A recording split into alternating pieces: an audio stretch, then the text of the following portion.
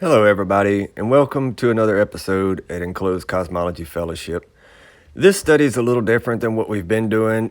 We have been going over the book of Ezekiel, but we took a pause on that because I think this is a fairly more pressing issue. So please listen to the end and let us know what you think. And thank you very much for watching. Check. And I kind of think that everybody should maybe check around their towns and see if this might be taking place around your hometown. Well, welcome everybody to Enclosed Cosmology Fellowship. We got Daryl Lee and I serve the one I am, Lady Dove Raven, I who, Ripcord, and Woman of Valor with us. If y'all would like to say hi for the viewers of YouTube land. Hello.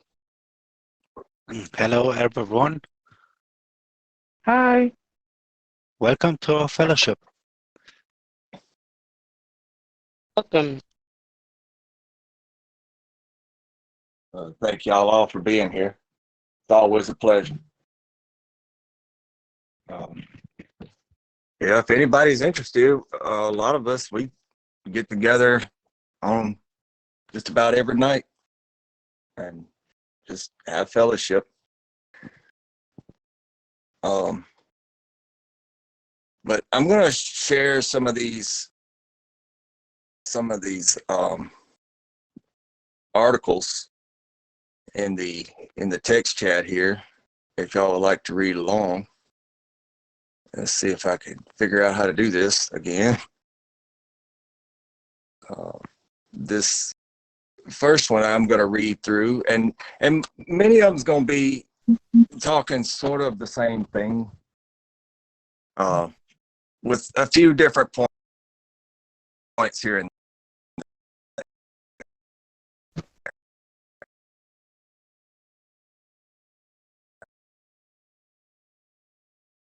Robot, I think.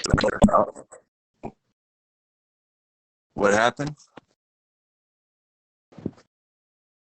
Roboted, or was that just me? No. But you're clear now, it sounds like. Yep. Yeah, it might mess my service up a bit while I was trying to load these articles. Just remember, continue. Just continue talking. The server catches up. Yeah. Well, there was something brought to my attention a little while back, and it was really brought to my attention back in 2015, where all of a sudden a lot of books just came out of the woodwork.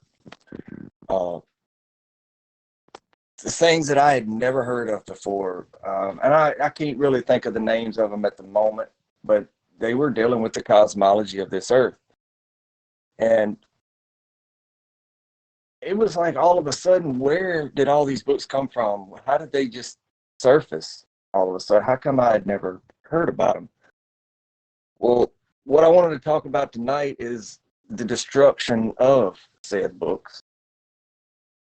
Now, throughout history, it's been a means of control and things of that nature. And a lot of people think, well, oh, that happened back in the World War II era. It's not happening anymore. Well, the things I'm going to share, I, I think might interest you. And then this is from the Smithsonian magazine. This person, Lorraine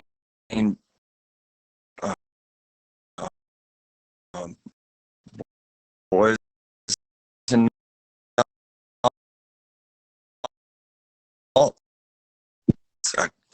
if I'm pronouncing their name right.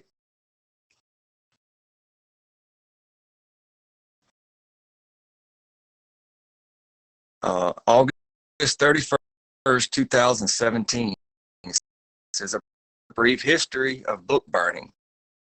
from the printing press to internet archives. It says when Al Qaeda is in Mali, and then who risked their lives to protect the medieval works.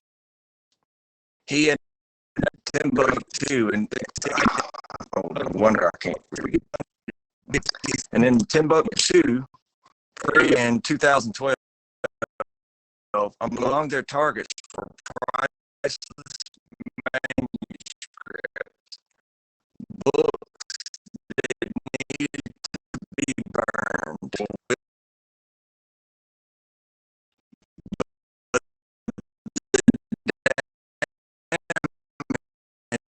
Roboting for me. Me too.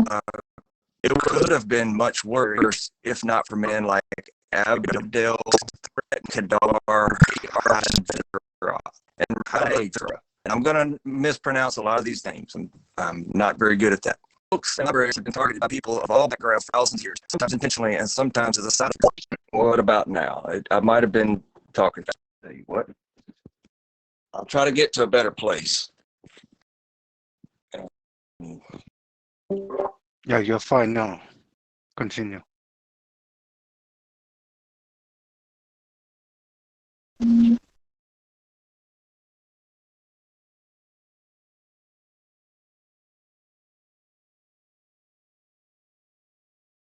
All right, can y'all hear me now? Mm-hmm. Yep. I'll try turning down the thing for the chat voice to it.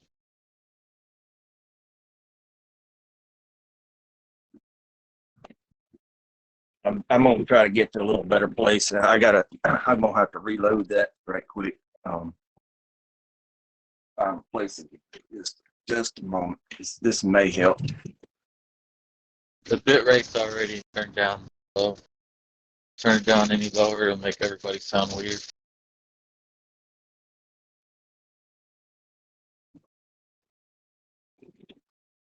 All right. Well, where I moved to, I got a little better service. I got another bar.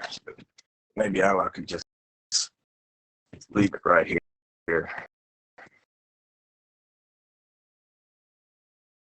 Let it load for just a moment.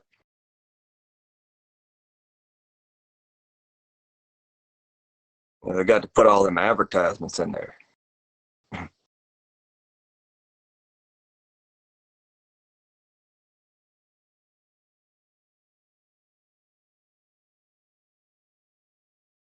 Okay, well, if I'm not roboting, I'm gonna try to pick back up where I left.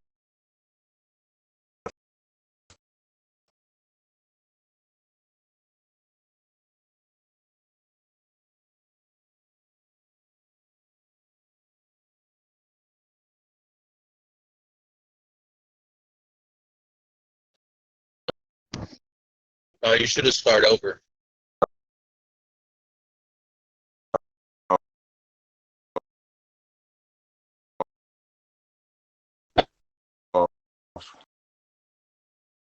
Was talking about this Kader. I didn't hear you, Chris. Work robots proving what happened.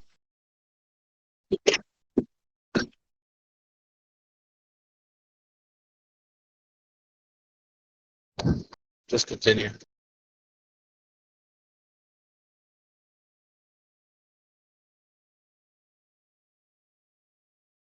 I lost my place again.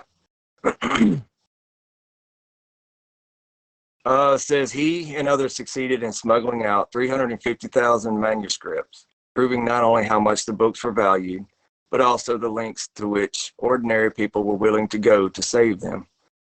It was a remarkable victory in the long history of books threatened by would-be arsonists and a relatively rare books and libraries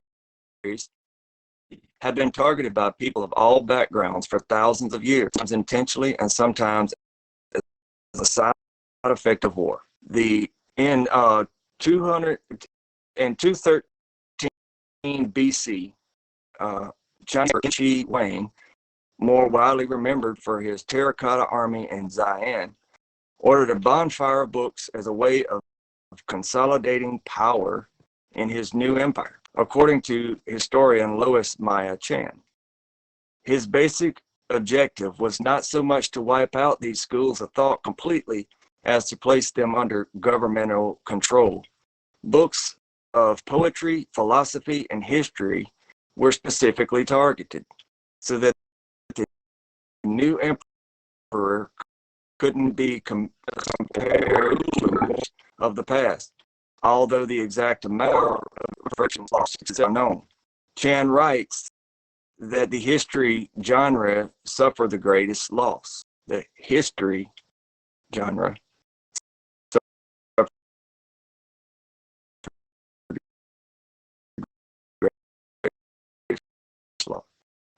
Ken was also one in a long line of friend of the idea, and Livy's History of Rome, finished in the 1st century AD. He describes past rulers who ordered books containing the predictions of oracles and details about celebrations like the, whatever that word is, but Canalia, be outlawed and burned to prevent disorder and the spread of foreign customs. Philosophers Giordano Bruno and Juan Hus both took positions counter to the Catholic Church.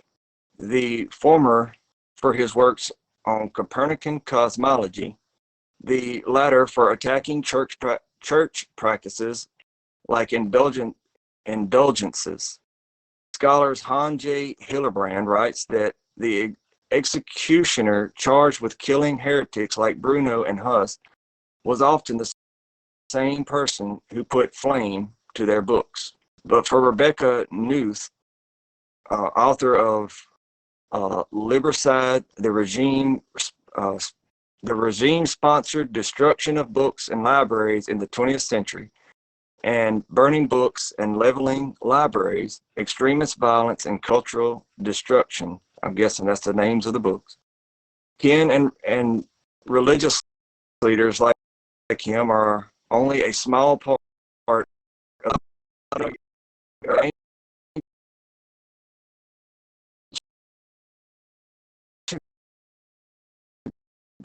book burning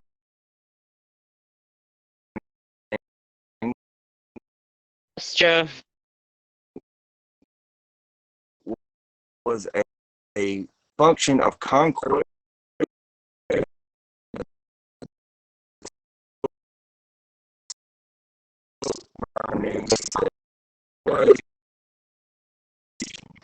So look at one of the most of Alexandria. The famed building had its contents and structure burned during multiple periods of political upheaval. In 48 BC, when Caesar came to Egypt, what changed everything was the printing press, invented by Johannes Gutenberg in 1440. Not only were there suddenly far more books, there was also more knowledge.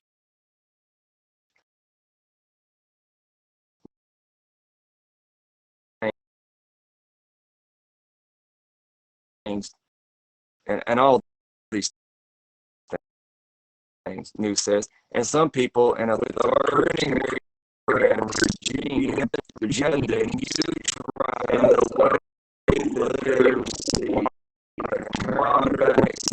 effects of all these moves behind book burning changed after the printing press helped bring about the Enlightenment era. Through burning, though burning through the collateral damage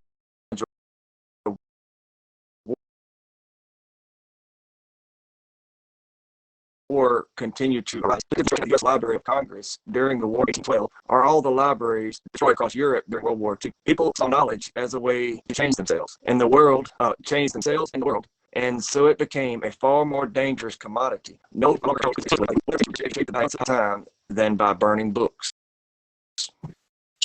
The unifying factor between all types of purposeful book burners in the 20th century, News says, is that the perpetrators feel like victims, even if they're the ones in power. Perhaps the most infamous book burnings were those staged by Adolf Hitler and the Nazis, who regularly employed language framed language framing themselves as the victims. Similarly, when Mao Zedong took power in China and implemented the Cultural Revolution, any book that didn't conform to party propaganda, like those promoting capitalism or other dangerous ideas, were destroyed. More recently, the Janif Public Library of Sri Lanka, home of nearly 100,000 rare books of Tamil history and literature by Sinhalese. Their Buddhist beliefs were under threat by the Hinduism of Tamils, even though they outnumbered the Tamils. Even when the knowledge itself isn't prevented from reaching the public, the symbolic weight of burning books is heavy. Books are not absolutely dead things, but do contain a potency of life in them, as to be as active as the soul was, whose progeny they are. Wrote John Milton, author of Paradise Lost, in his 1644 book Areopagitica. Who kills a man? Who kills a man? Who kills a man kills a reasonable creature, but he who destroys a good book kills reason itself. An idea that continues to be expounded in modern culture, like in Ray Bradbury's one another in Bradbury's story, arguing for why they must be burned and their knowledge erased. Who knows who might be the target of the well-read man? Or, as author Barbara Tuchman said in Barbara, I don't know why I couldn't read that right, in her 1980 address at the Library of Congress, books are the carriers of civilization. Without books, history is silent. Literature dumb, science crippled, thought and speculation at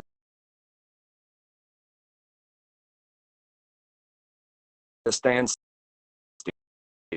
Without books, documents seems to offer books a new immorality, but not so fast, New says, and I agree with it and what he says here.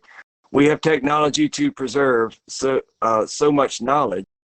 We have technology to preserve so much knowledge. We just have to be careful. If you don't keep morphing it to an update or update from form of technology, it doesn't matter if you copies if you can't access them. This is the problem archivists at the Smithsonian Institution regularly tackle, including electronic records archivist Linda Smooch-Furig. There are software companies that have gone away or gone out of business, and some of that software just stops being used, Smooch-Furig says. And there's not only the issue of software, but also hardware and operating systems that may not work with these older files. The archivists try to use formats that have been around for a long time and stood the test of time, like PDF or documents. But even keeping up with the changing technology doesn't guarantee safety.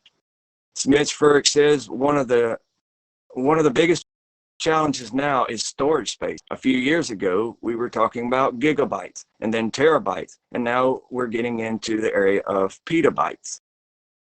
Even though the technology exists, transferring written documents to digital archives requires time and money, resources that aren't always available.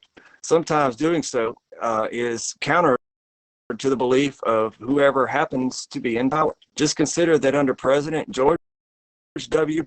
Bush, EPA libraries were threatened with closure in 2006, spurring the American Library Association and scientists working at the EPA put pressure on Congress to ensure the EPA's budget could cover the cost of maintaining the libraries. Although some libraries were closed, they reopened in September of 2008. Or look at the scientific research documents that were locked away or destroyed under the Stephen Harper government in Canada in 2014, which had a chilling effect on the top studies that were published. As such as Stephen Canada's Department of Fisheries and Oceans told Smithsonian.com, although we still keep our jobs, we basically were prevented from actually doing any science. Though the methods may be different and less visible than in the past, the results are the same. Knowledge is purposefully taken from it. Technology has undoubtedly changed the way we share and save information, but news argues that the core motivations for book burning in whatever form the act takes remain the same. Prioritizing one type of information over another. That's why power is so scary, news says, and I agree, because power allows you to put into effect the logic of your own beliefs. That is the end of that article.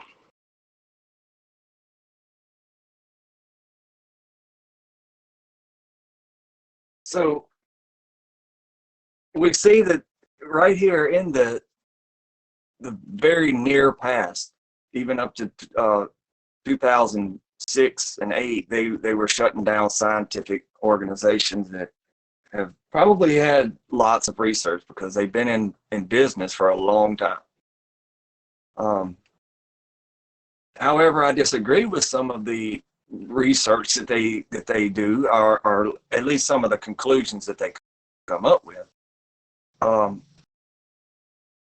still think it should be readily available to the public if they want to go view this. So what I'm seeing here is by destroying the arts and books and things of that nature, it's a means of gaining more control and more power over the general population. Would anybody like to share their thoughts about that article that I just read or tried to read?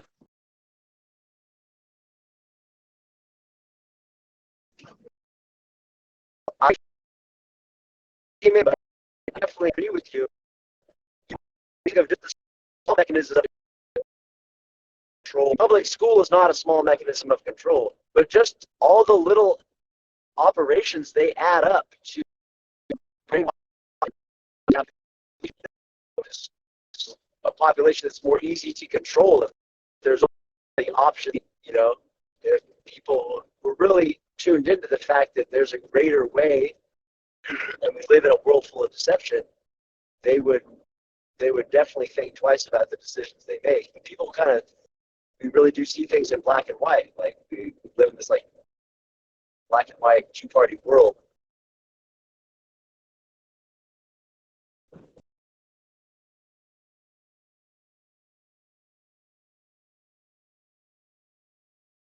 Yeah, and I would agree.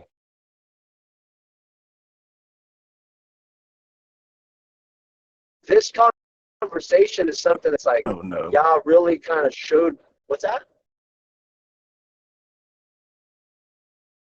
Basically, I'm sorry.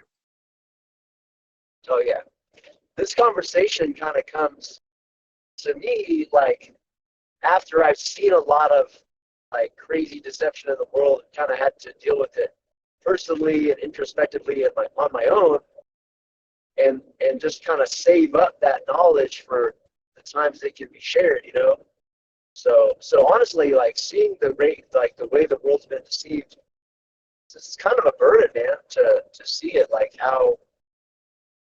how we're just deceived by the lies of this world, under curses due to our bloodlines and the sins of our fathers. We're not really capable of coming out of that until we have a new spirit put into us, new eyes given to us, and new ears given to us. Glory to Yah, man, that Yah setting us free from the deception. If he can do it for me, he can do it for others.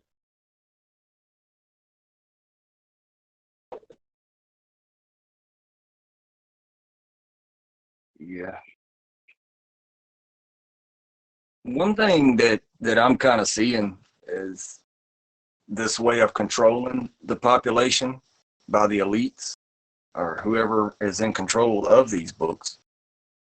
The way they're going about it, at first it seems as though it was a spectacle. They made a spectacle of it. Basically just, manipulating the public into burning the books themselves. But as I was reading a while ago, is this guy in China back in 214 BC. Later, he wanted to start time by burning all the books before.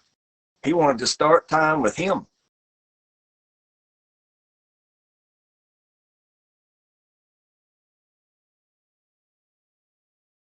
We hear a lot of these, a lot of things about these great, where did our history go?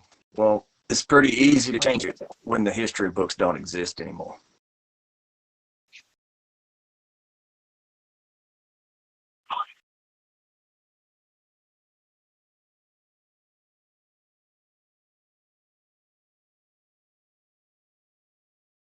That's kind of one of the reasons Yeah, we're that definitely. Go ahead, brother. Yeah, finish your sentence. We'll finish what No, you're I saying. started talking with you, man. Okay, fine. Well, please remember what you're about to say, at least.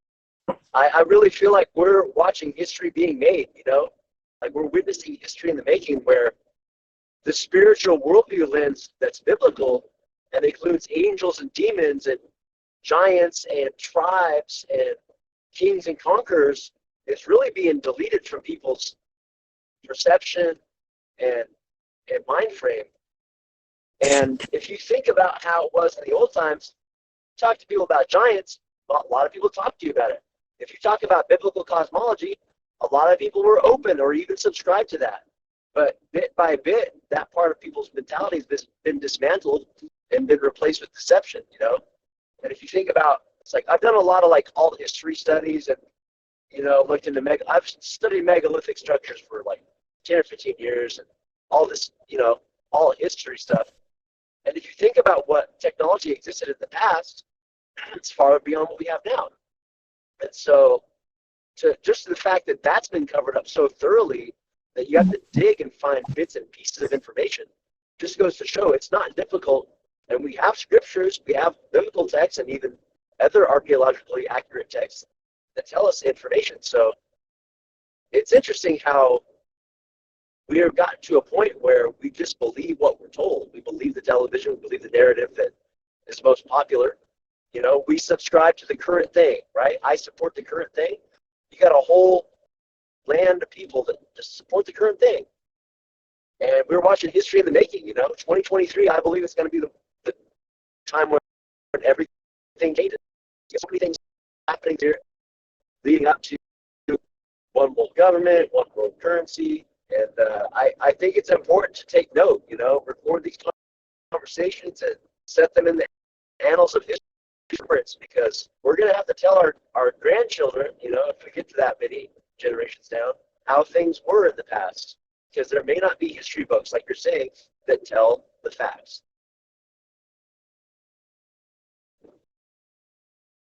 Do you remember what you're going to share?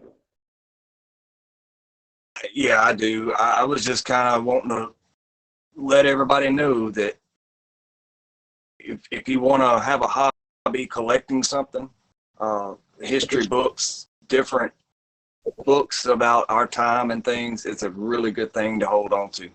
It's a really good thing to have. I think there is a saying that goes that knowledge is power. There's a lot of truth to that. That's why the elite wants to get rid of the knowledge so they'll have all the power. So this is one way of not allowing them to do that. Is, don't worry about the PDF version.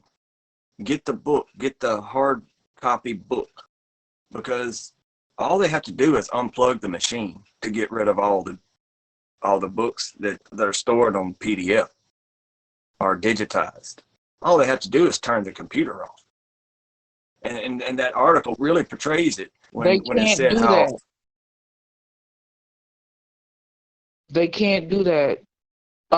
Because everything is connected to the computer. Now they can disable our computers through EMPs, while they have Faraday bags and whatnot for their devices to keep their devices running. Yeah, even after an EMP. So they can't do that. What you can do, I would say, get like a dedicated hard drive and put all of the PDFs of any text from the Bible or any other extra canonical text or anything like that that you want to save digitally. I say get you a dedicated hard drive and get you a Faraday bag and put it in that bag. Put that in whatever device you're going to connect it to in the bag and just save it. Whenever you got some new information to put on it, you take it out, you put the information in, you put it right back in the bag. well, Because let then me that ask you way, this. Let me ask you this. What if back in the day people did that, okay? But on an 8-track tape, or whatever they call it, a cartridge, 8-track cartridge. Where do you get the machine nowadays to play an 8-track? Cassette tapes, okay, same thing. Where do you find a cassette player nowadays? But that's what the person in that article was talking about, how the hardware isn't updating, nor is the software. And like he was talking about how many bytes that they were having to get into. And I remember that, like back in the day, like a megabyte was something else. Like, what was the Nintendo system? 8 bytes or something like that. yeah. Of course, they That's the supposedly flew to the operating moon. program. That's the operating program is running off of Right. that. But what about the older Yeah. hardware that's not capable of running that type of software? That's why I said get a device, like, put your get a tablet. You can go out and get a tablet for like, $20. And you need electricity. True. We would need electricity, but you know what I'm saying, you'd have to find a place to, because you can't. I mean, you can Faraday your house, but that would be very hard to do. It won't matter if you don't even have access to internet or anything like that. Like when it comes to like PDF versions of this stuff, of these books, it's not going to help you if you don't have access to the internet. And they can easily unplug the Why? internet. The That's PDF, what they you keep still it have the for PDF. anonymous. They don't You keep still have gold the there. They just PDF maintain download. computers there. That's Well, I may sound a little paranoid or whatever, but when AI, or whatever, if it gets to that point where, I mean, the electricity and everything puts out signals and stuff like that. I mean, even when our phone's turned off, it still spies on us and stuff. But yeah, through electricity, can travel through the air and everything like that. I think it could get to the point where any kind of device you're using is going to be able to be hacked or whatever.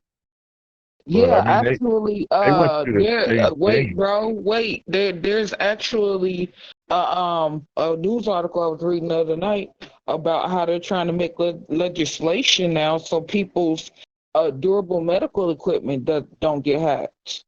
Because that can Right. get Yeah. hacked too because it runs off a radio frequency. So a lot of people Yeah. don't know that. Yeah. Things are getting hacked. I mean, even your toaster is going to get hacked eventually. But I mean, People's that's the same thing that happened back in refrigerators. the day. Like, I mean, look at the Dead Sea Scrolls, they buried them because they were trying to preserve the knowledge, There was True. some kind of book burning going on, and so they had to bury them in Well, clay jars. And yeah, yeah, and that goes into they you see the thing about book burnings, and this is what I was going to say earlier. This is one of the reasons why we got here to this point. I actually have, and what you're saying about getting the physical book, brother, I don't have anything against that because I had the 1611 um King James version at one point in time. But unfortunately, I lost it. But yeah, definitely get the physical books. But I'm saying as well, get a digital. You know, what I'm saying something that you can store digitally. That's why I said get a dedicated hard drive. Because if you have a dedicated hard drive and you have all your PDFs on there, even if you don't have internet, you still have the PDFs. And when you get to a place with electricity, then you can pull it out and share those PDFs with the people there. But I have this book here called let's see, what is this? And then there was Light by Rudolph Teal, and I wondered if he was related to Peter Thiel. And I'm gonna take a picture of it and I'll post it. Um, and this book goes way back. This book is so old that somebody didn't want. 80, is that say 8? No, it says 87. Looks like the last time it was checked out. And what this is basically all of the astronomical and astrological discoveries and stuff that was made at the Vatican and all around the world is in this book. So yeah, definitely get the physical copy. But the book burning thing or the book banning thing. What I think this is, sometimes things are used as a ploy to cover up for something else that they're trying to do. So the so-called, Republicans, the Christian right, are trying to say that they're going to use the book ban or the getting rid of these books to protect children. Now, and the left, the progressive secular left, put books out there that they knew parents were going to have a fit over, with pictures in them that no child should be having to see of, one child doing something to another, one little boy doing something to another little boy. So of course parents are going to get outraged, right? That is the problem, reaction, solution, Hegelian dialect. We reached that. We found another one. Okay. So people was outraged. We can't have these books in our children's schools and libraries. These books are vulgar. No, right? Okay. So what happens? They write a law. They write legislation saying all books that don't, do this and that, and thus and so, are banned from libraries and schools. Okay, all libraries and schools. So that means even adults who want to read these books now can't read these books because they fell into the trap because they thought they were protecting their children, when in fact it was a trap to also entrap them and keep them from learning, from being able to want to. Whatever book out there that you thought you wanted to read, you ain't gonna be able to read it now. You don't even know it existed. yeah, I can see a Right, point and, on and that. things of this nature are taking place right here, right now, today. I think I might have interrupted someone. That's all right. Yeah. Go ahead, Anthony. Yeah, I wanted to say something about this. It's like it doesn't matter what party you're on, the most necessary description in terms of partisanship which you're going to take on, which is a part of righteousness, the party that is perceiving on is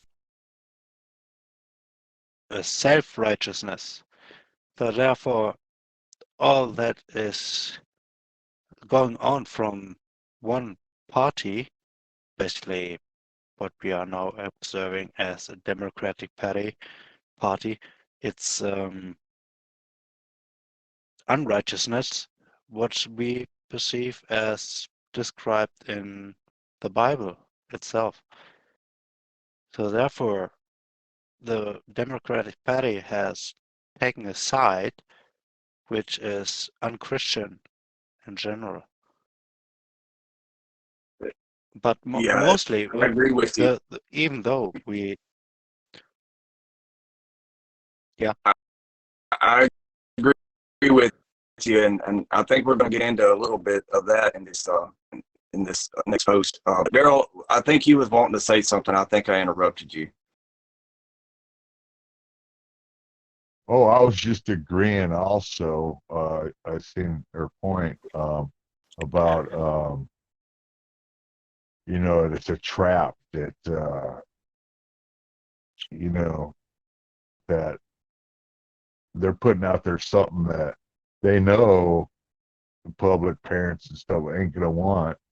So they're going to fight against it and then make a book list or whatever. And then it gets more power to the one who's ever in charge to say, okay, well, we're going to put books on a list, anything that causes, strife in the family units or stuff like that, in the schools. And, so all of a sudden these books are outlawed. And then next thing you know, the Bible's outlawed too, because they say, well, it causes, radicalism and stuff. well, the true the true punishment that comes through conditioning through generations is being observant by taking part of manipulation. When I say this, I'm talking about, for instance, the First and Second World War. For instance, in Germany especially, I do know that manipulation comes from taking partisanship in a side that you deem to be righteous.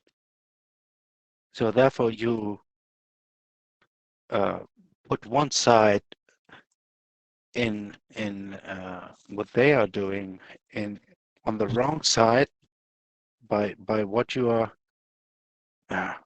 It's very difficult because you have. Maybe I'm going too ahead of myself, but generally speaking, it's like you do take one side, and in doing so, you perceive that side as righteous. I'm speaking of this because my father, in today's age, he is 81, almost 81. So he was in the days when Hitler was present. It's like he noticed his grandfather and his subordinates as allies, basically. So when I'm talking to my dad about Christianity and righteousness and such, he basically puts it as this. If you're on the left side, you are wrong. If you're on the right side, you are right. Always right. Because right is righteousness. It's like, okay, this is very, very, very simplified. But I'm also noticing this in America right now, that this is somehow the case in some moral perception. I doesn't say that Nazism and neo Nazism is righteous. It's just a perception of what they have done during their days. It's like I can see the correlation, but I do not see grounding in it. The grounding stems from the Bible that we perceive as such, because therefore, Well, that's what they're wanting to get rid of. So. Yeah, therefore, extremism comes from observation that is personified, basically. So whoever rules the day, basically, is in charge of ruling them all. And whoever is not fit in criticizing the stance of that person is also takes partisanship in being guilty of it.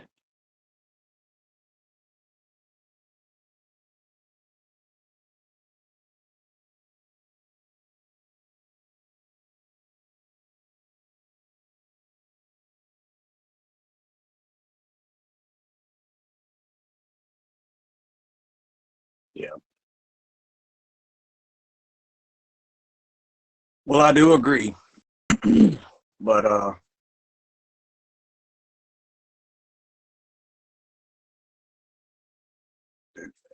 maybe we might ought to do a little more reading on this topic, unless someone has something else to say about that article.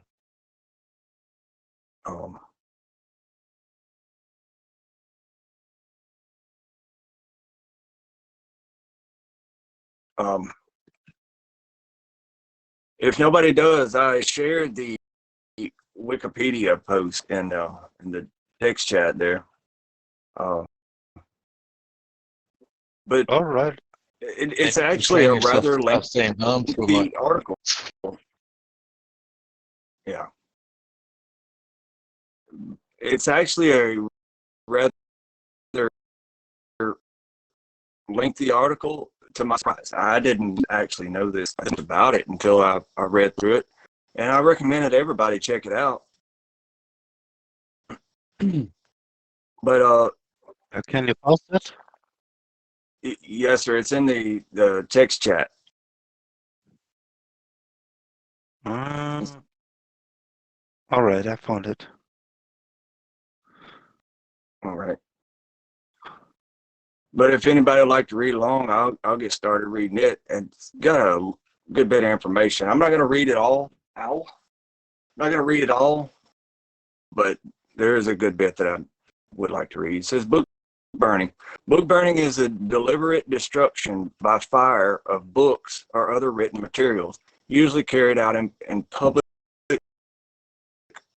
context or in a public context. The burning of censorship and usually proceeds from a cultural, religious, or political opposition to the materials in question. Book burning can be an act of contempt for the book's contents or author, intended to draw wider public attention to this opinion or conceal the information contained in the text from being made public, such as diaries or ledgers. In some cases, the destroyed works are irreplaceable, and burning constitutes a severe loss of cultural heritage. Examples include the burning of books and burying of scholars under China's Qin dynasty, 213 to 210 BCE. The destruction of the House of Wisdom during the Mongol siege of Baghdad, 1258, and I'm thinking that's AD. The destruction of Aztec codices by Iztacotl, in the 1430s. The burning of Maya codices on the order of Bishop Diego de Landa, 1562, and the burning of Jaffna Public Library in Sri Lanka, 1981. In other cases, such as the Nazi book burnings, copies of the destroyed books survive, but the instance of book burning becomes emblematic of a harsh and oppressive regime which is seeking to censor or silence some aspect of prevailing culture. In modern times, other forms of media, such as phonograph records, videotapes, and CDs, have also been burned, shredded, or crushed. Art destruction is related to book burning, but because it may have similar culture, religious or political connotations, and because in various historical cases, books and artworks were destroyed at the same time. When the burning is widespread and systematic, destruction of books and media can become a significant component of cultural genocide. One thing I wanted to mention here, and the art destruction part of it, there's a movie. It's called Monuments Men. I don't know what that was, but it shows, it's supposed to be based on a true story, true events, but it shows how Hitler was really after the artwork in order to destroy it. So his idea was you can destroy the people, but they'll come back and usually stronger than they ever were. But if you destroy their heritage, it will be as though they never existed. And they portray that in the movie. I think it's now, the historical background I thought was pretty interesting in this Wikipedia post. It says the burning of books has a long history as a tool that has been wielded by authorities, both secular and religious, in their efforts to suppress dissenting or heretical views that are believed to pose a threat to the prevailing order. And it says the Hebrew Bible, 7th century BC.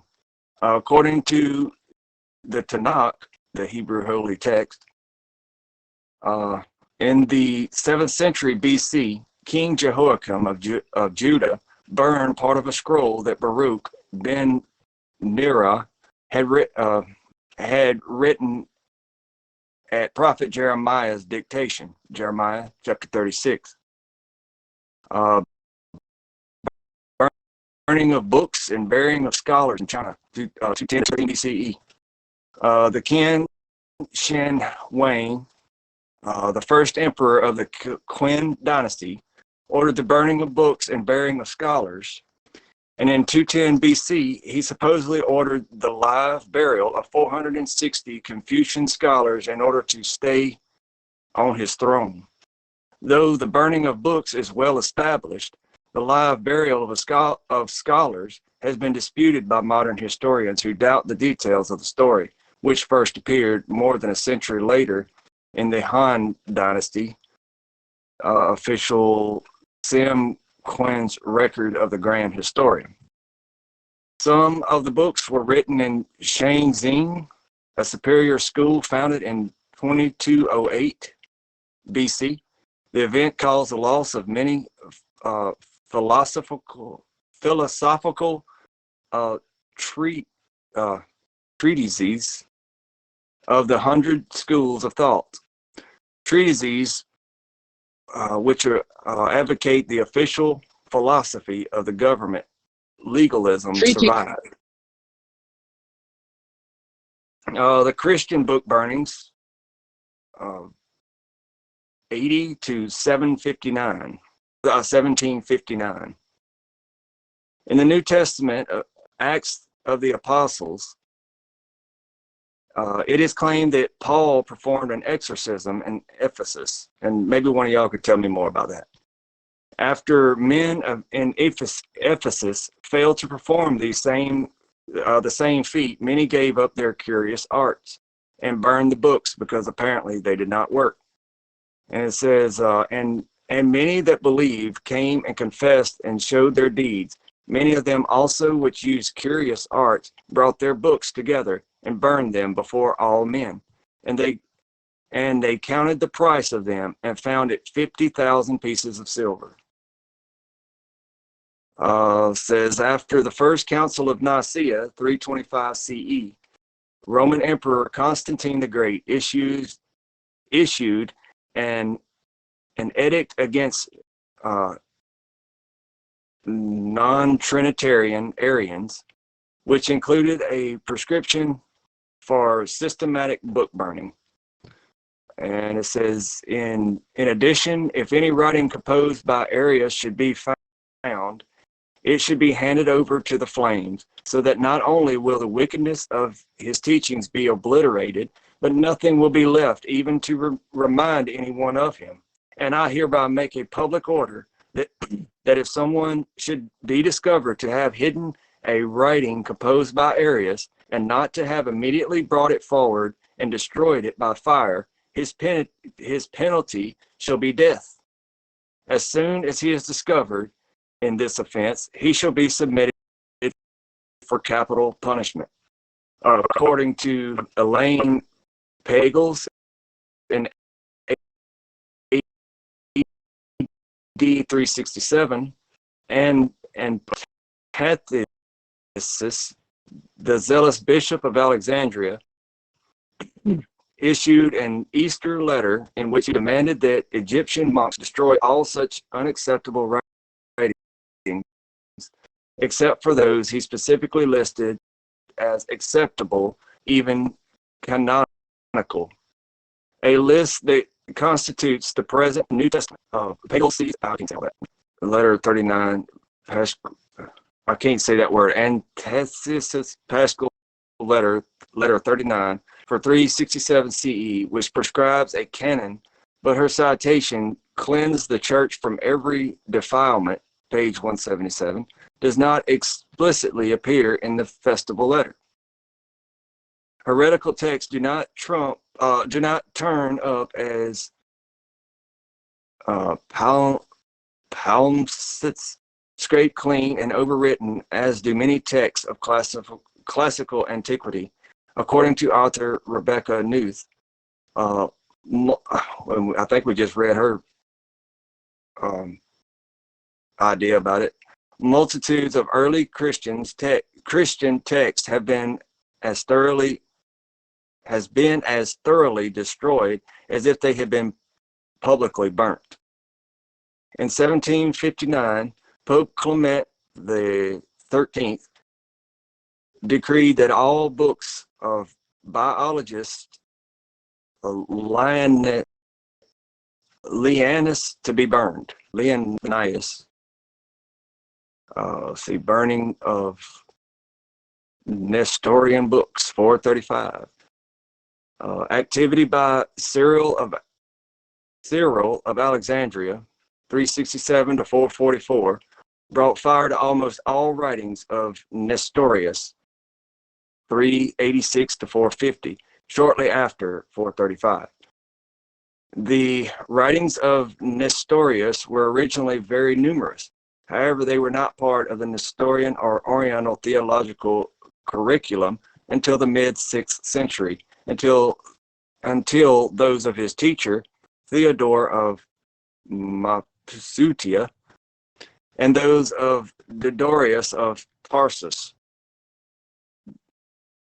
Even then, they were not key texts. So relatively few survive intact. And I'm not going to read those names.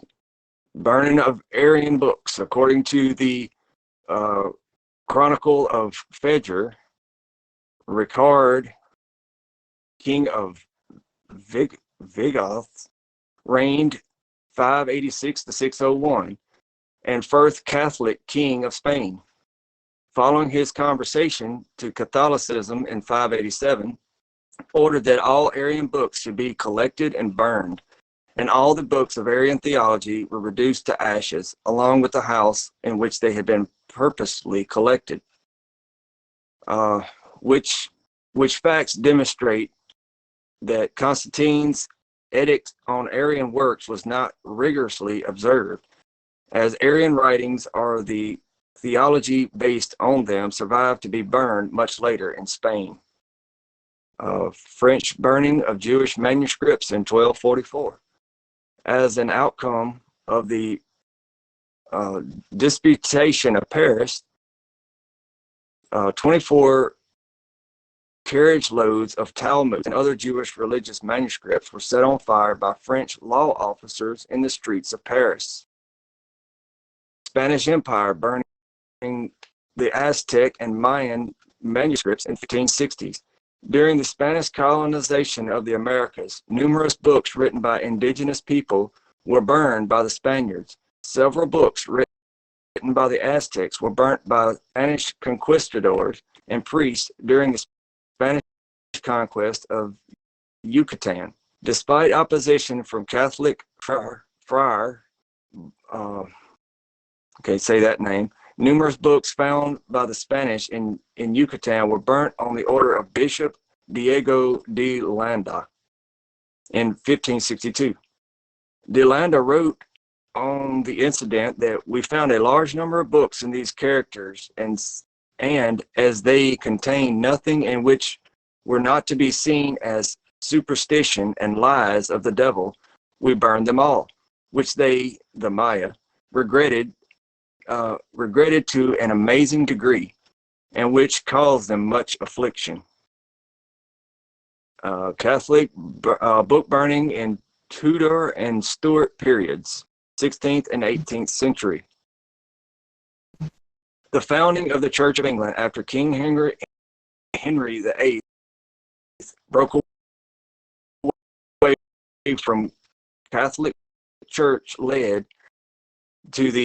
from the Catholic Church led to the targeting of English Catholics by Protestants during the Tudor and Stuart periods. Protestants attacked Catholic religious sites across England, frequently burning any religious text they found. These acts were encouraged by the Crown, who pressured the general public to take part in such spectacles, according to American historian David Cressy.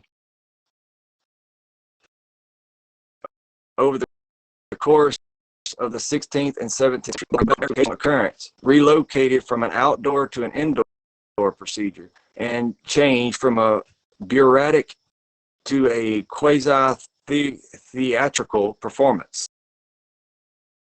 They're making a spectacle out of it. British burning of Washington during the War of 1812. During the War of 1812, a British expeditionary force routed on American militia at Bladensburg shortly thereafter. Shortly thereafter, the British marched into Washington, D.C., briefly capturing and occupying the city for the American destruction of Port Dover. The British ordered the destruction of several public buildings in the city, including the Library of Congress, erected just 14 years prior. The U.S. Capitol was also burnt by the British, with books from the Library of Congress being used to burn the building. Both the library and the Capitol were rebuilt after the war. Burning anti-slavery books in the American South, 1859 to 60. Following John Brown's raid on Harper's Ferry in 1859, slaveholders and their supporters spread panic about abolitionism, believing that anti-slavery conspiracies would lead to widespread slave revolts. Pro-slavery Southerners burned books in Mississippi, South Carolina, and Texas, including textbooks from public schools. Books that were critical of slavery or insufficiently supportive of it were seen as anti-Southern by the book burners. Okay, it's just two more I want to read. I'm only skipping one.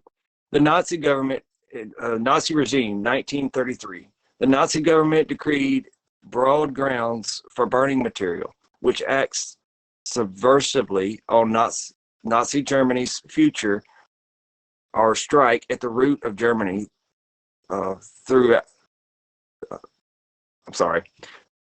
future on or strikes at the root of German thought, the German home, and the dividing forces of German people. Allied powers in Japan after World War II, 1945 and 1952. Under the occupation of Japan, overseen by GHQ, any kind of criticism of the Allies was banned, and many of books were prohibited and deleted. Over 7,000 books were destroyed. Can't let them know how many people were murdered by the Allies, man. Gotta cover it up. That's exactly right. What were they hiding?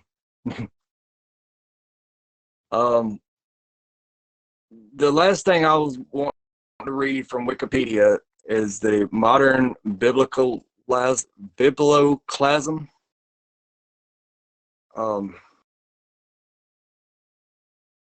Let's see.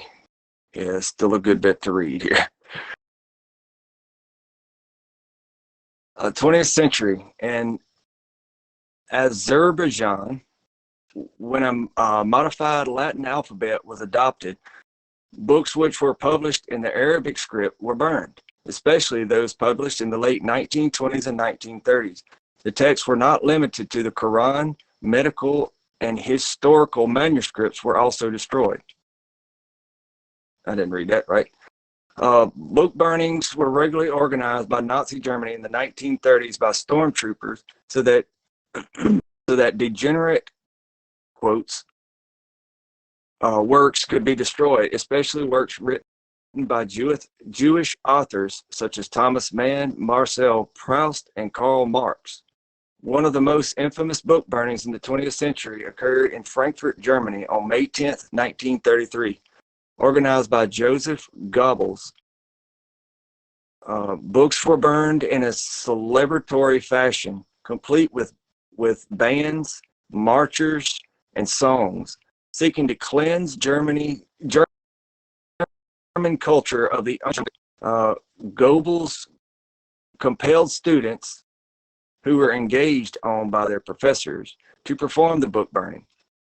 To some, this could be easily dismissed as the childish actions of the youth, but to many in Europe and America, it was a horrific display of power and disrespect. During the denazification, which followed the war, literature which had been confiscated by the Allies was reduced to pulp rather than burned. In 1937, during this dictatorship in Brazil, several books by authors such as George Armando Lins Durigo were burned in an anti-communist act. In the People's Republic of China from 1940s to present day, library officials publicized the burning of illegal publications, religious publications. In 1942, local Catholic priests forced Irish storyteller Timothy Buckley to burn a book, The Tailor and Anstey by Eric Cross, about Buckley and his wife because of his sexual frankness. In the 1950s, over 6 tons of books by William Wright were burned in the U.S. in compliance with judicial orders. In 1954, the works of Mordecai Kaplan were burned by Orthodox Jewish rabbis in America after Kaplan was excommunicated. In Denmark, a comic book burning took place on the 23rd of June, 1955. It was a bonfire which consisted of comic books topped by a life-size cardboard cutout of the Phantom. During the military dictatorship in Brazil from 1964 to 1985, several months Several methods of censure were used. Among them, torture and the burning of books by firemen. Okay. Some supporters have celebrated some supporters have celebrated book burning cases in art and other media, such as the case in Italy in 1973 with the burning of heretical books over a side door on the facade of Santa Maria Maggiore, however that's pronounced. Rome, the bas relief by Giovanni Battista Mani, which depicts the burning of heretical books as a triumph of righteousness. During the years of Chilean military dictatorship under Augusto Pinochet from 1973 to 1990, hundreds of books were burned as a way of repression and censorship of left-wing literature. In some instances, even books on Cubism were burned because soldiers thought it had to do with the Cuban Revolution. In 1981, the Jaffna Public Library in Jaffna, Sri Lanka was burned down by Sinhalese police and paramilitaries during a program against the minority Tamil population. At the time of its burning, it contained almost 100,000 books and rare documents. Can't pronounce this guy's name. Had a penchant for removing maps and other pages from rare books, and he was noticed in January 1983 by a young college student. The student, Barbo Andrenas, reported the actions of the senior official to the superintendent of the reading room and then reported them to the head librarian of the university library in Oslo. Hesitant to make the accusation against Kavakik,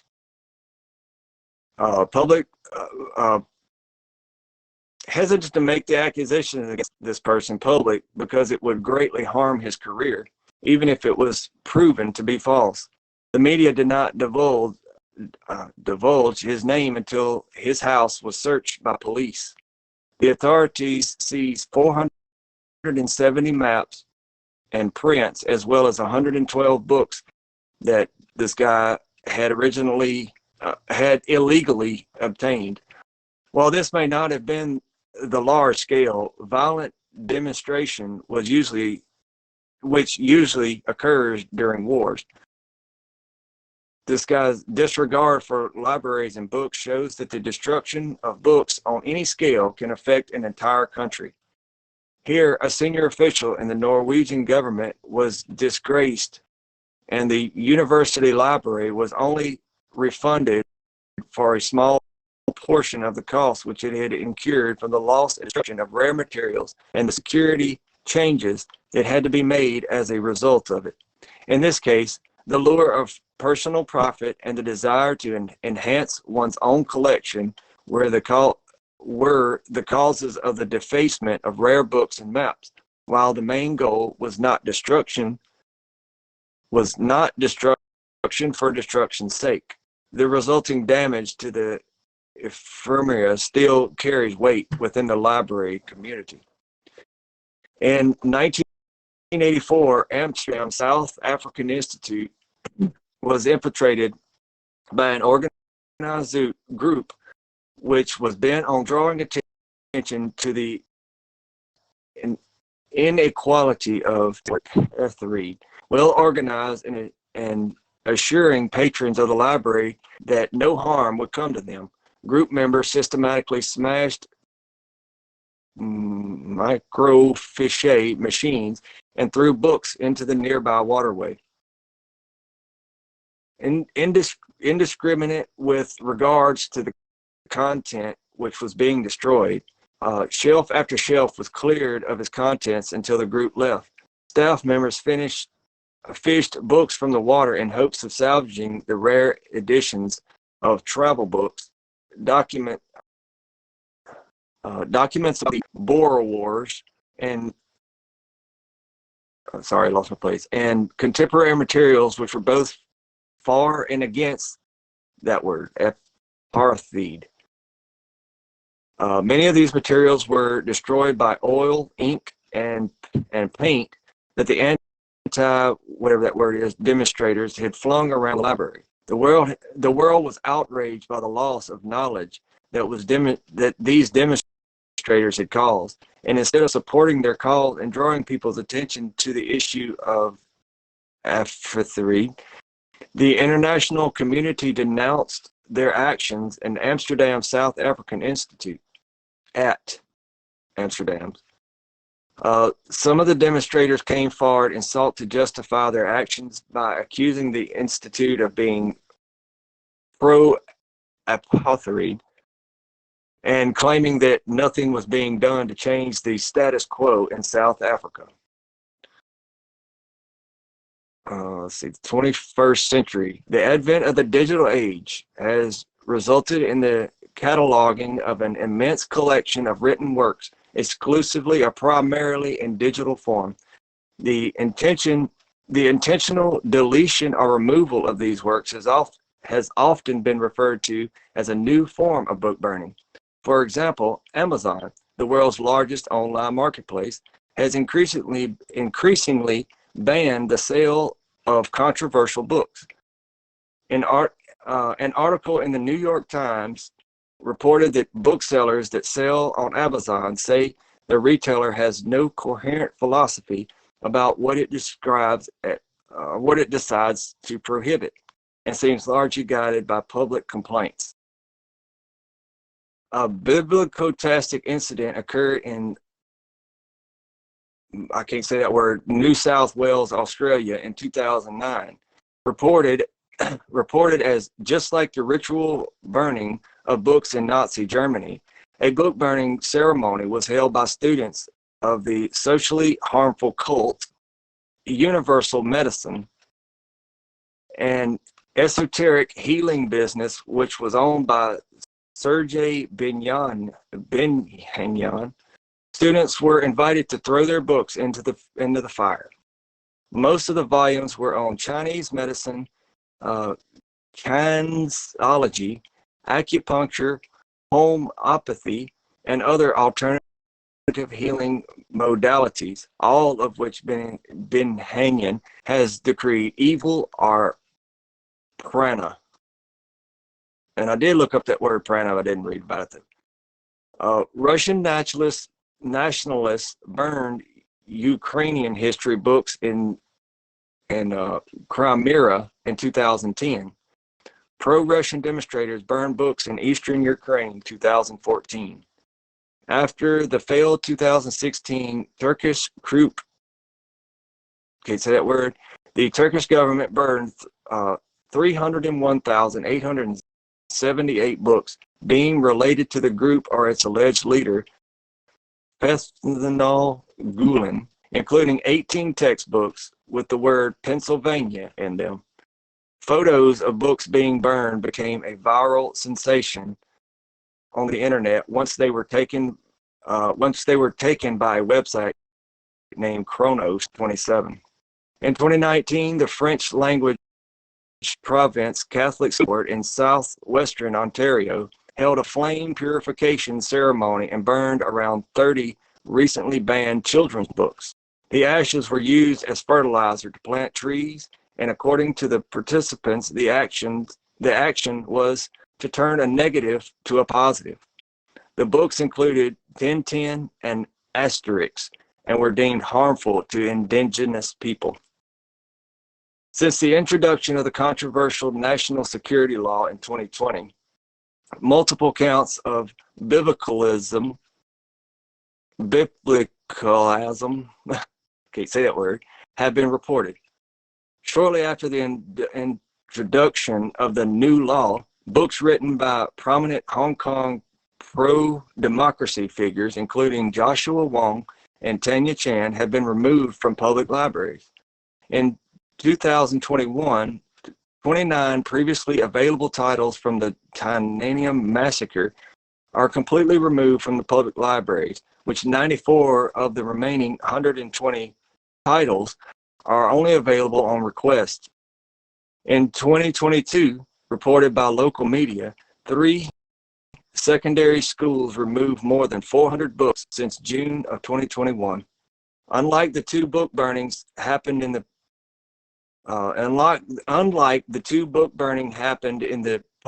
public libraries, the schools were not given any concrete criteria, but the schools had to perform the self-censorship themselves. Titles were removed, including those related to the 2019 Titanium Massacre and jailed activists. Okay, period. In the same year, the Hong Kong government also refused to provide a list of books that had been removed from the public libraries. In February 2021, some religious communities in the United States have started holding book burning ceremonies to garner attention and publicly denounce heretical beliefs. In Tennessee, Pastor Greg Locke has held sermons over the incineration of books like Harry Potter and Twilight. This trend of calling for the burning of books one's ideology conflicts with has continued into the political sphere. 2 members of a Virginia school board, Rabbi Abu Samel and Kirk Twigg, have condoned the burning of recently banned books to get ideas out of the minds of the public.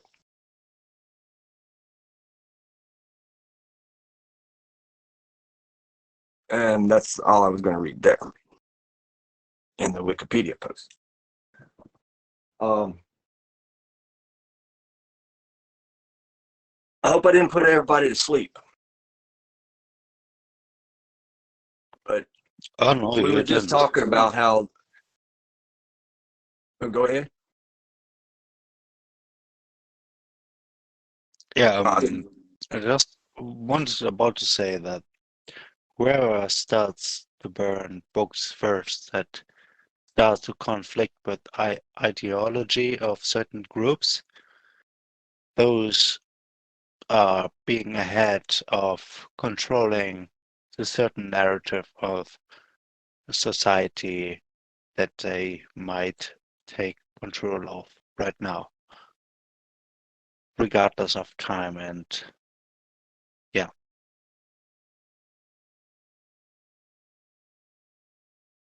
You know, we were just talking about the digitization of these books too, and Wikipedia posted the one of the last things there said how they were transferring all this stuff, and the Smithsonian, of course. You know, the Smithsonian they tell us everything. You know, so you know we got to make sure the Smithsonian can get all these books. I mean, But, whoever takes control of digitalization, then who puts out his AI first, which we know AI is also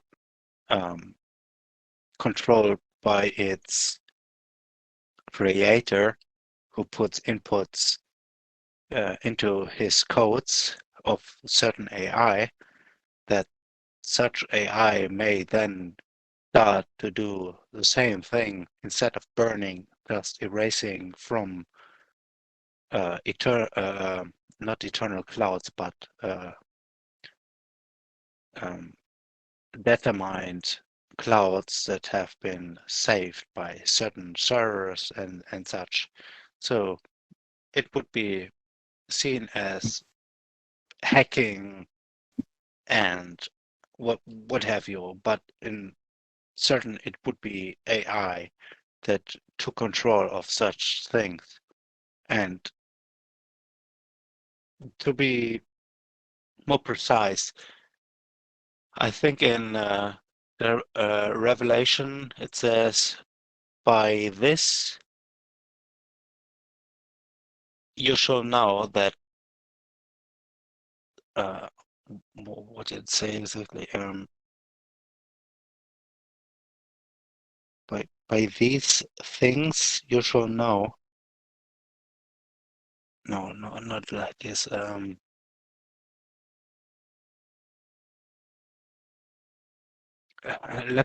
Let me search first before I say something wrong. Give me a sec. All right.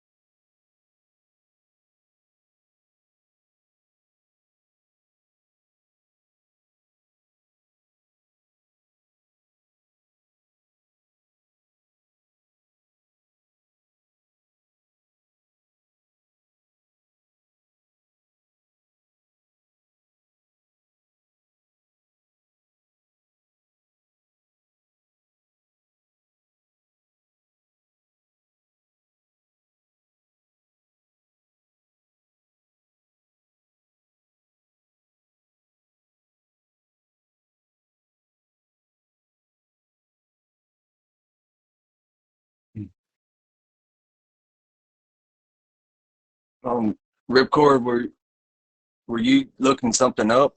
Did you have more to say? I saw you. Yeah. I'm still searching. Oh, Give me a okay. sec. All right. Just continue to talk. I'm intertwining.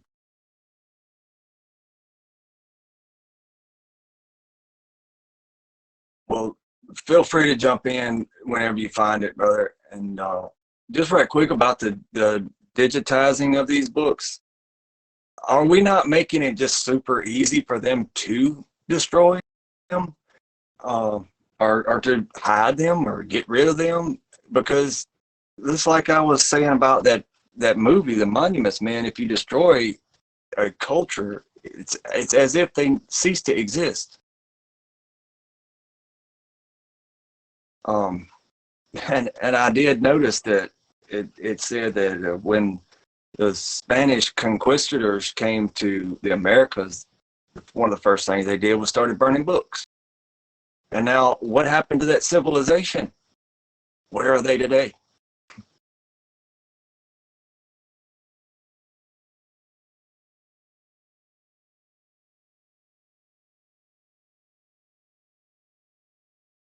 Well, I'm gonna take it there. I know, I'm gonna get to my rose. That's fine.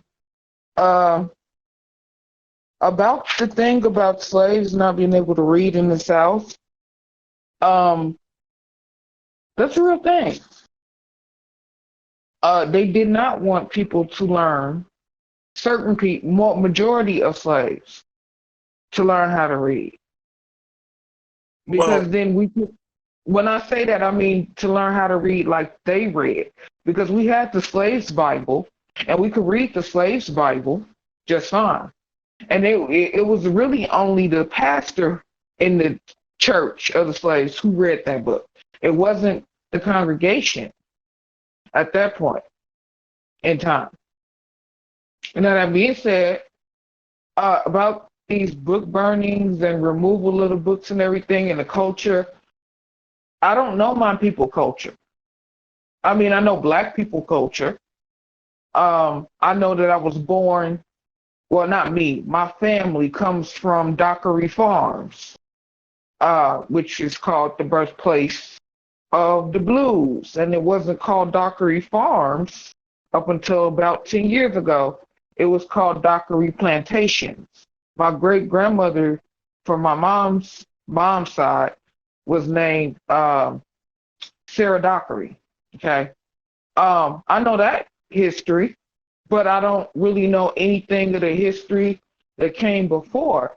And what my mom tell me, because it doesn't line up with uh, historical, accurate, what we call uh, um, sanctioned by the experts, I'm called crazy and my mom's called crazy because we got this information. She got it from her her grandmother and her great grandmother, passed it down to me. I got it, but because no records exist of it, oh, so it's not true, right? But as far as like going back 500 generations, I don't know anything about me. You know, the longer I live, the more I realize I don't know a lot about me either. But you make a really good point there. But when it comes to that, you know, it's still just showing another form of censorship, and Yeah. you know, trying to be in more power or more authority over someone. But it wasn't just during the South period. It was everybody. It was everybody in the North and the South. It was the people that were becoming slaves, and they didn't even realize it. But I think they actually did realize it, and I think that's what started the war altogether. But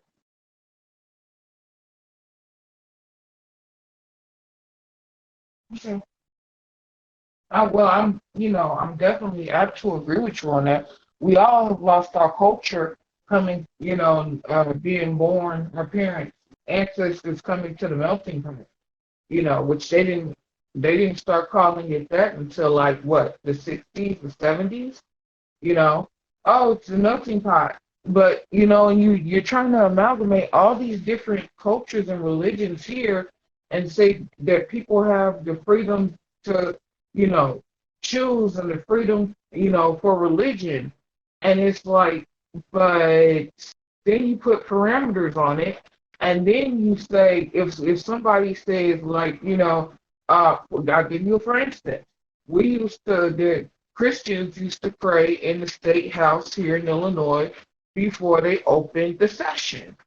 And so-called Satanists got tired of that, and that so now they started doing prayers, in their satanic way, um, before opening session. And this was done what, a couple years ago, that they did this in Illinois State Assembly, in our, so um, that they legitimately removed Abba from anything to do here, so that they could for money. It's all for mammon, for the love of money.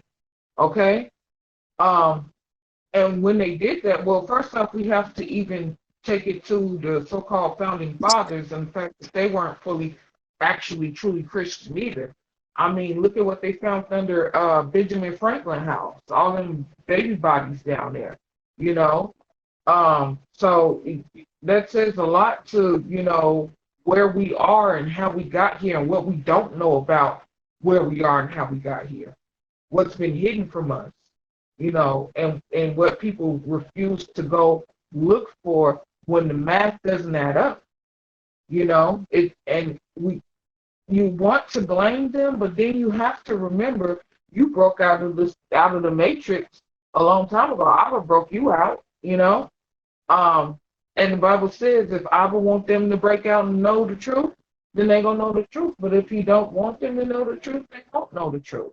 The Bible says he's got those made for the day of evil, just like he's got the righteous made for, the time that comes after, and the parent, the heaven, and the good stuff. So we, we have to realize that there's this invisible uh, surveillance network over us, and it's been that way. It's been there a long time, and it's there to keep us down. It's there to keep us surveilled. We watch everything we do, say, spend our money on. I mean, look at the IRS. They want you to if you sell drugs, they want you to report that. If you then stole something from somebody, they want you to report the value of what you stole. That's nuts. That's crazy. Are you kidding me? Excuse me? So you're saying it's okay for people to be criminal. You're just as long as they report their criminality, right? Come on now. So this is where we've come to, and we have and that's all because our roots have been taken from us, and it doesn't matter who it started with. The plan was to do it to everybody.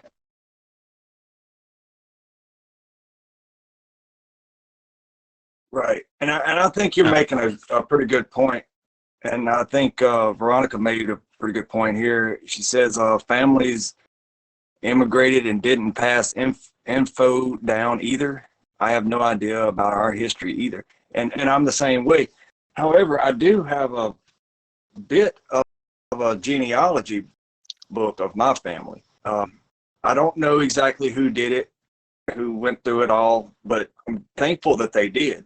But it's things like this, like that we should be passing down to our children, and our children should pass things like that down to their children and things of that, so they don't get forgotten. That's kind of the point I'm trying to make when it comes to these book burnings that I'm reading about. We've got to really keep an eye on it, because they're good. I just read about how the Allies wanted to turn the books into pulp and do it more secretively. Don't make a spectacle out of it. Just do it behind closed doors and nobody will notice, right? The Americas come up with that idea, not Nazi Germany, not this Qin dynasty ruler that wanted time to start with him, but right here in our time. Yeah, and I don't know how true it is, but it's also said that Hitler got his idea for the concentration camps and everything from America as well. Yeah, well, talking about inspiration, when the Second World War ended, they took captive some of the scientists of the German people, and therefore some of them even then became head of current state of which we know had been NASA for one instance, which is just one branch we know of, which is Werner von Braun. And after this, it has been also people who have been introduced into secret society more deeply, which then took hold of, which we know of, I guess, Skull and Bones. So therefore, it is part of an ideology that we are now taking part of. Or you, for instance, not but particularly me, because I'm in Germany right now, but you who are in America, especially. But nevertheless, we are also influenced by it. But to take this part further, what I wanted to talk about was in Revelation 13. If you mind, I would like to read. And I stood upon the sea, upon the sand of the sea, and I saw a beast rise up out of the sea, having 7 heads and 10 horns, and upon his horns 10 crowns, and upon his heads the name of blasphemy. The name and the beast which I saw looked like a leopard, and his feet were the feet of a bear, and his mouth of a lion. And the dragon gave him power, and his seat and great authority. Let me break this part apart. I would like to say that the current state of Catholic Vatican is part of the leopard, and the feet of the bear of course, we all know is Rafa, and the mouth of the lion would be then Greek. So therefore, if those three powers are taken secret alliance, then who are they are going to be against? So let me continue. And I saw one of his heads as it were wounded to death, and his deadly wound was healed. And all were wanted up after the beast, and they worshipped the dragon, which gave power unto the beast, and they worshipped the beast, saying, Who is like unto the beast? Who is able to make war with him? And he was given unto him a mouth speaking great things of blasphemies. And power was given unto him to continue 42 months, which we know it's the beginning of the tribulation. And he opened his mouth and blasphemy against God, to blaspheme his name and his tabernacle, and them that dwell in heaven. And it was given to him to make war with the saints, which I think it's right about to begin right now, because all the wickedness that is being put out with the transgender issue, people are starting to focus on their wickedness and what they think they might perceive. And it was given unto him to make war with the saints and overcome him and them. And power was given him over all kindreds of tongues and nations, which basically all the world. And all that dwell upon the earth shall worship him, whose names are not written in the book of life of the Lamb, slain by the foundation of the world. If any man hath an ear, let him hear, which has been proclaimed by different prophets and also visions from Peter and Matthew. He that leadeth into captivity shall go into captivity. He that killeth with a sword must be killed with the sword. Here is the patience of the faith of saints. And I beheld another beast coming up out of the earth, and he had 2 horns like a lamb, and he spake as a dragon. And now we get into the serious stuff. And he exercises all the power of the first beast before him, and causes all the earth and them which dwell in them to worship the first beast, whose deadly wound was healed. And he does great wonders, so that he maketh fire come down from heaven on the earth or inside of man. And here's the part that I initially wanted to take part of and interrupted previously. And he deceiveth them that dwell on the earth by the means of those miracles, meaning by whatever he does, whether it be technological, spiritual interference in physical means.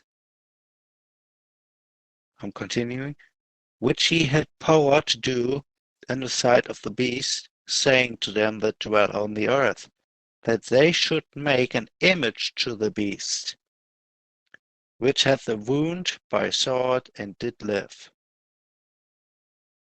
So this cries to me AI, basically, or whoever person is being slain as a sacrifice for the term of taking the path of an antichrist or a false prophet, basically. who then would be raised up again. So if we Wait, I just got away. What if America do a preemptive strike on some place like Iran? And wait a second, what did you say again? I said I just got away. I said, what if America does a preemptive strike on Iran and or one of the other, East Asian countries, and instead of the outcome being what they want it to be, it let's say they try to hit Mecca, because in the Quran, Mecca is holy and it's supposed to survive. So what if they try to hit Mecca and Mecca doesn't get destroyed? Yeah, okay, let me And then interrupt. that releases, when they do that, that releases the Antichrist that's supposed to be locked up off the coast of Yemen and on that island. I think it's called Oh, how to be. Wait a second before I look my thought. Okay. It is certainly, I do certainly agree, because if we look into their history, dervishes. Does anyone know what a dervish is? I do. Okay, so therefore, a dervish is someone who dances with the dead, basically. So they are, What? No, they're holy rollers. but nonetheless, the person who would then have been killed would then be raised. And if it would be in Iran or in any other Muslim country, then they would be seen as a dervish. So that, Like in the iPad Go movie. I'm sorry, I don't mean to cut you off. Sorry. no, it's okay. Continue. Have y'all seen the iPad Go movie that shows basically the Antichrist and his rise? What you are referring to? It's a film. It's a short film called iPad Part, Go by the CG Oh brothers. yeah. Oh yeah. Oh, part, of course. part Yeah, one or two? that is what I was referring to Part. also. I think it's part one. Go It's the ahead. one. It's the one with the. It's part one. It's the one with the. It was done about what 13 years ago now. Yeah, it was It's the done one with the prediction of after. Notre Dame Cathedral being destroyed. Yeah. Yeah. Yeah, no. I saw that. This was what I always what I was also referring to and want to go ahead of. That's why I mentioned Dervish in the first place. I do see that those secret societies who put out those videos and uh, secret so-called sightings for people to see, it's like they do not know the so-called Jesus that is going to ride upon the boat is not our Jesus, you know? When it says, Right.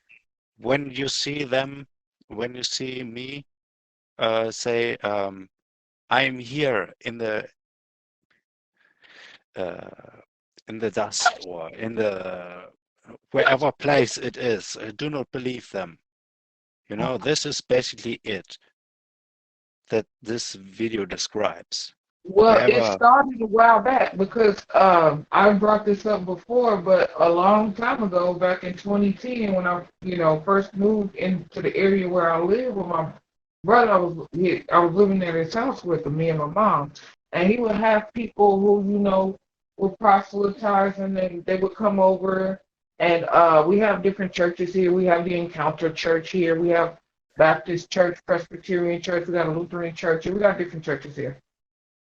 And so these people who I believe they were a sect of the Mormon Church, I think they were LDS.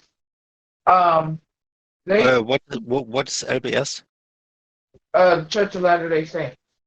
Okay. They came to his house and, they would, come every Friday and they would talk to him and, they would, go back and forth about the Bible and stuff like that. And so one day they come over. I remember it was like the summer of 2009, and they come over and I was out doing something and I come in the house and my brother says, "Oh, there's my sister." He's like, "Hey, Yona, come over here. I want to introduce you to my friends." And I'm like, "Oh, okay. Hi, how y'all doing?" So they gave me their names, and I told them, how my name Yona. And he's like, they said that they're going to the desert over in Utah, but the Christ is supposed to be there.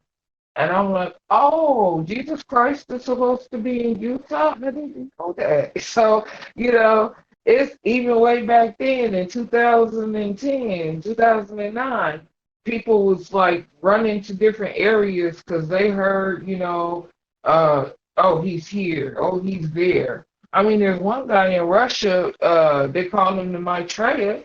There's people that go there to see him and do like little like vlog video posts about him and stuff. So, that's been going on for a while now. It's like people, if you read the Bible, what did you not read this part or something? I don't know. I do read it. I guess I certainly know. Yeah, I do know. Yeah, I guess I'm speaking generally, not talking necessarily to us, but to anyone else who should be here right now listening to us.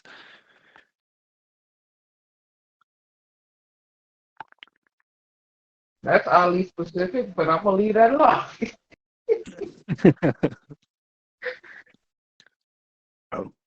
Yeah, I'm hoping people do get to hear us.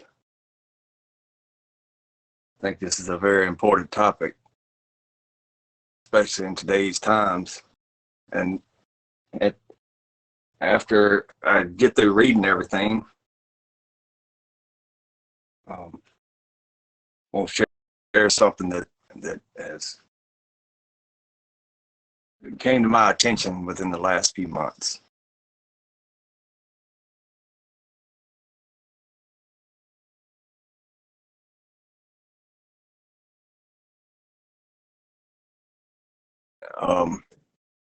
It's still a good bit to read, though.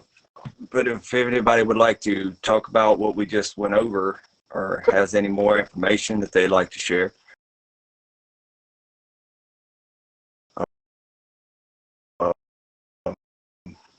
we Yeah, well, just like I I said before. read something about this time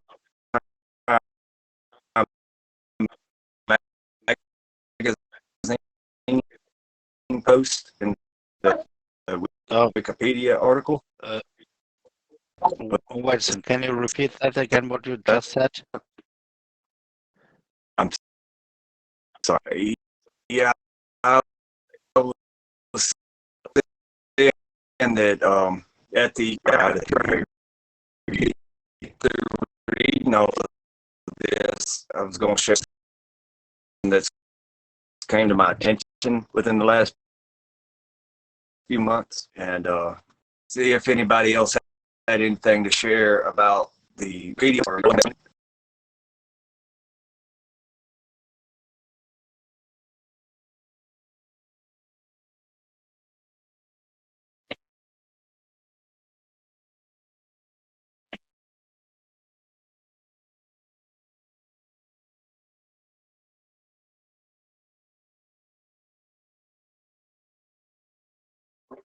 Okay, what else? Well,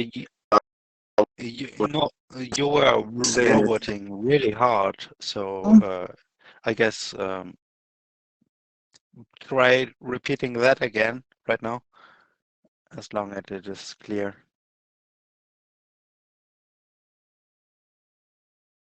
Am I still roboting now?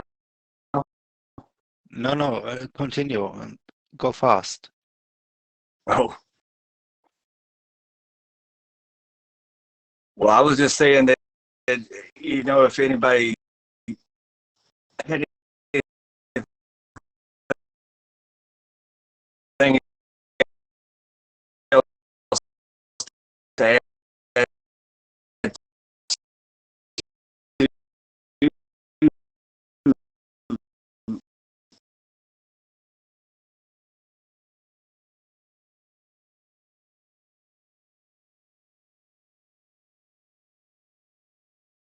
Not hearing anything, Anthony. Yeah, same. I just write the it down right now in chat. Wikipedia post or Anthony's not allowed to talk the about conspiracy type stuff. Yeah, it's really putting us off. But never mind. Just write it down in chat what you wanted to say, so we can answer afterwards. You're really roboting really hard. Okay, he's reconnecting.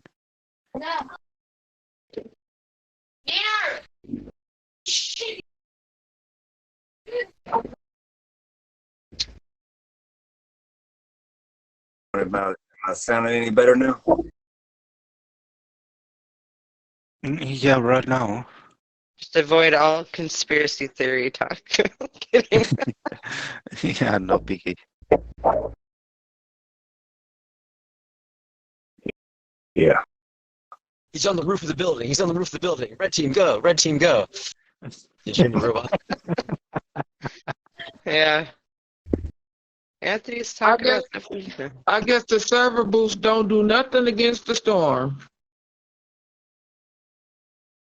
It's And just we're weird. covered. Like, Anthony could be talking just fine, but the minute he talks about stuff that, you'd be censored for, he starts roboting. Well, I gave him a server boost. He's boosting the server, so he's got better bandwidth from Discord to be able to. It's just irritating. Yeah, I think it's my server. And Certain people they bug my phone or something, I guess. I don't really know. Yeah, that's what it you looked like around my area, by the way. they Just so can y'all know. communicate with Mars, but, can't have good phone service. And with, more like scam with. Yeah, don't worry about it. Just write it down in chat, so we can read what you have wanted to say, so we can maybe answer. Everybody look at EFC event topic and look what my area look like right now. We're gonna make a special code language for you, Anthony. Gonna get a code cipher going for Anthony's phone. Yeah. Am I still roboting them? No, Right at the moment. not right now. Okay, one last attempt in what you're trying to say. Let's go. Well, I was trying to say that if anybody had anything else they wanted to add to the Wikipedia,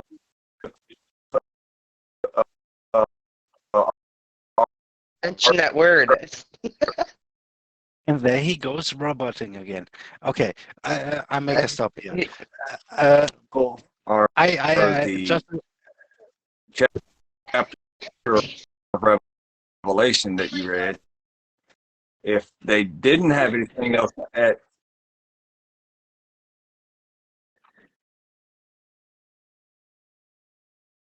so just like I said before, that people who took part of burning books and making decisions for their partisanship in terms of whoever took part of having power in saying some things which would be democratic or republican or libertarian or whatever have you topic, politicized, that those people would then took charge of knowing the true books, having saved them for themselves, so therefore they could make certain decisions in terms of guiding those people who have maybe taken part of reading them and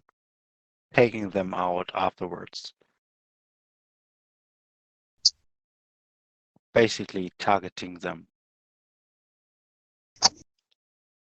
So I guess this is taking part also in today's age, nonetheless. Right. Yeah, maybe.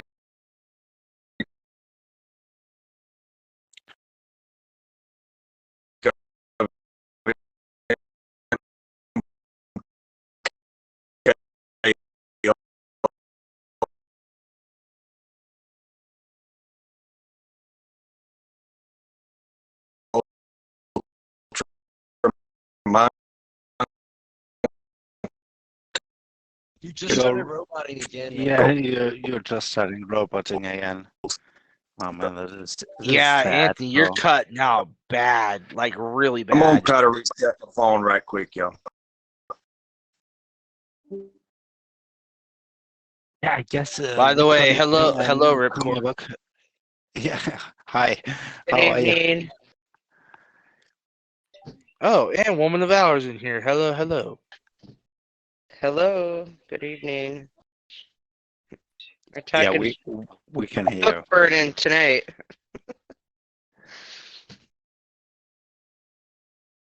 I mean, Yeah, it's looks like a full house in here tonight. it is. Thankfully so. I mean, it's sad that Anthony has such a bad connection with his phone. It's Well, it's not helping that a lot of these big states are getting a lot of bad weather right now too.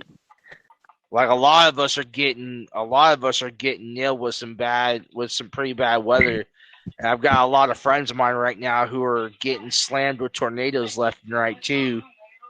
Yeah, Arkansas. if you look in the text chat, I posted because I have a emergency registry app on my phone that shows all the disasters and stuff going on in the area.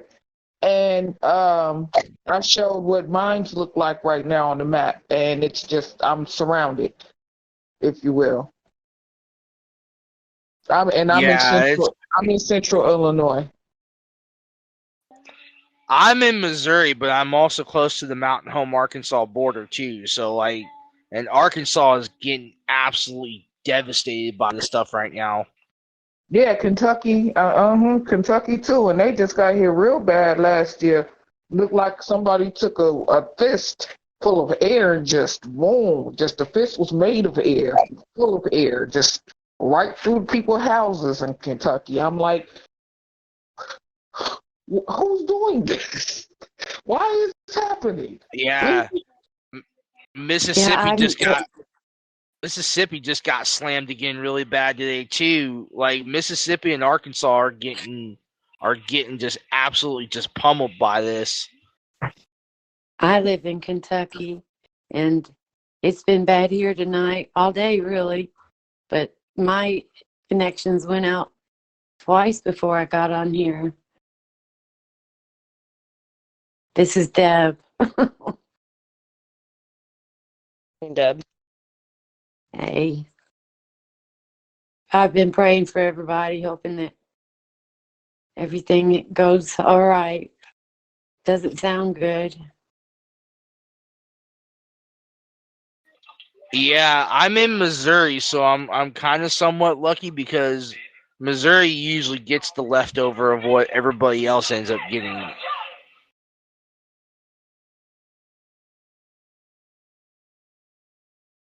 And luckily for me, most of it tends to go around us. So Yeah, you get like the tail end of it.